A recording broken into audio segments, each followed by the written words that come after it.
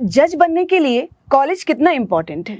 ये क्वेश्चन भी लगातार लोग पूछते हैं। मैं बताऊं, जब कभी ये क्वेश्चन पता नहीं आपने सोशल मीडिया से लिए हैं या यूट्यूब से लिए हैं, क्योंकि ये जनरल क्वेश्चन है जो स्टूडेंट लगातार पूछते हैं। 12वीं करने के बाद बहुत सारे पेरेंट्स के ये क्वेश्चन हमारे पास आते हैं कि कौन से कॉलेज से बच्चे को एलएलबी करवाना चाहिए। बच्चा कई बार ये पूछता है मुझे कौन से कॉलेज से एलएलबी करना चाहिए, या कौन सा कॉलेज बेहतर होगा, या कौन सा कॉलेज बेहतर होगा, कौन सी यूनिवर्सिटी अच्छी है, ऐसे वाले क्वेश्चन आते हैं।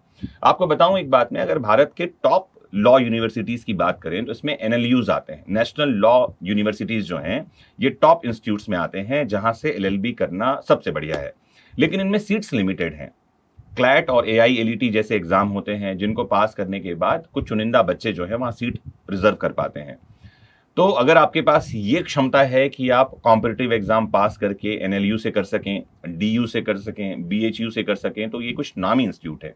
लेकिन फिर भी मैं बता दूं, इन इंस्टीट्यूट से एलएलबी करना आपके सिविल जज बनने की गारंटी नहीं है।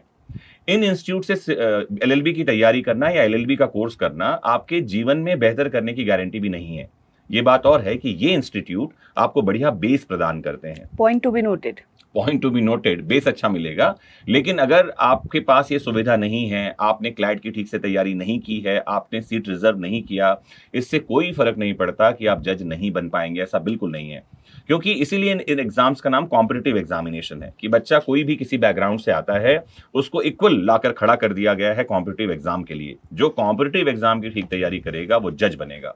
तो जब कभी आप कॉलेज चूज करने के लिए जाएं तो 2-3 चीजें देखना जरूरी है। पहला, उस कॉलेज में रेगुलर एग्जाम होते हैं कि नहीं। कई सारे कॉलेजेस ऐसे हैं जो 3 साल की डिग्री को 3.5 साल 4 साल तक बढ़ा देते हैं। कई सारे कॉलेजेस ऐसे हैं जो 5 साल की डिग्री 6 साल में दे रहे हैं। तो आपको ये देखना है, पहला उस कॉलेज में टाइमली एग्जाम होता हो।